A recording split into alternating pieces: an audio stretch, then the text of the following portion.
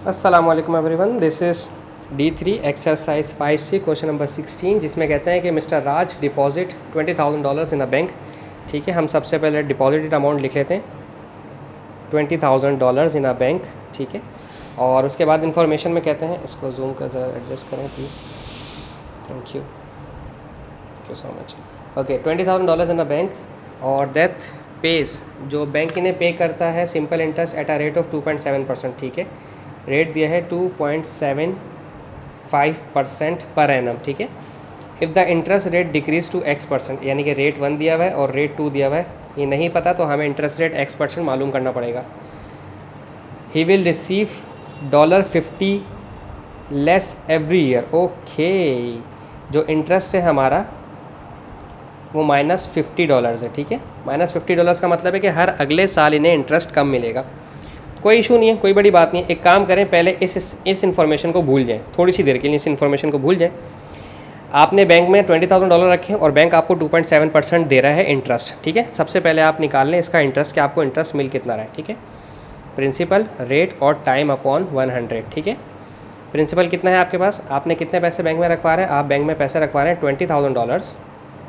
Rate आपको दिया हुआ है 2.75% की वजह से नीचे आ जाएगा 100, और चूँकि टाइम उन्होंने दिया हुआ नहीं है तो इसका मतलब हम 1 साल का ही मालूम करेंगे। ठीक है, $20,000 को 20,000 multiply by 2.75 is equals to divide by 100, so 550। पहले साल फर्स्ट ईयर जो आपको मिलेंगे डॉलर्स वो मिलेंगे 550।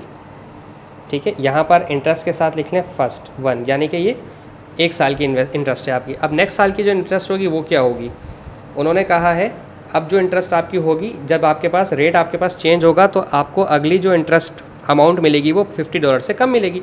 तो एक काम करते हैं, 2020 में मुझे $550 मिले थे, 2021 के अंदर मुझे $550 में से $50 कम होकर मिलेंगे। तो मेरा सेकंड इंटरेस्ट जो रेट आ गया है, इंटरेस्ट रेट नहीं आया अभी, इंटरेस्ट अमाउंट आई है वो आई है $500। ठीक है, अब इंटरेस्ट हमें दिया हुआ है $500 और रेट हमें नहीं मालूम, उसकी जगह लिखा हुआ है X%। प्रिंसिपल अमाउंट हमारी बैंक में अभी भी $20,000 अवेलेबल है, टाइम वही 1 ईयर है, लिखने की ज़रूरत ही नहीं है। ये इन्फॉर्मेशन इस्तेमाल करते हुए 1 2 3 4 इन्फॉर्मेशन इस्तेमाल करते हुए आप रेट निकाल सकते हैं। कैसे, इंटरेस्ट का फार्मूला PRT/100। इंटरेस्ट आपको इस वक्त अवेलेबल है जो कि 500 होगा, क्योंकि पिछले साल आपको $550 का इंटरेस्ट मिला था, अब $50 कम मिलेंगे तो 500 हो गया। तो यहाँ लिखें 500।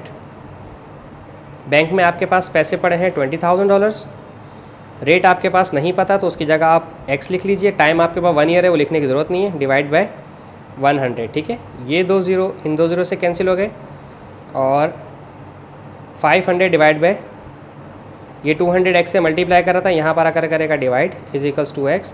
ये 2 ज़ीरो इन 2 ज़ीरो से कैंसिल हो गए और 5/2 हो जाएगा 2.5 आई गेस। ठीक है, तो जो नया इंटरेस्ट रेट था आपके पास, रेट 2, सेकेंड ईयर का जो इंटरेस्ट रेट है आपके पास वो है 2.5%, और यही उनकी रिक्वायरमेंट थी कि इंटरेस्ट विल बिकम, कौन सा सवाल था, हाँ 16 कर रहे थे हम 16 कर रहे थे। कहते हैं if the interest rate decrease to X%, अब इंटरेस्ट रेट डिक्रीज़ हो गया 2.5%, पहले 2.75% था, अब डिक्रीज़ हो गया 2.5% पर हो गया। ठीक है ना, यानी कि 0.25 उनका रेट कम हुआ है। सो आई होप मैं समझाने में कामयाब हूँ आपको। Thank you so much for watching my channel. अल्लाह हाफिज़।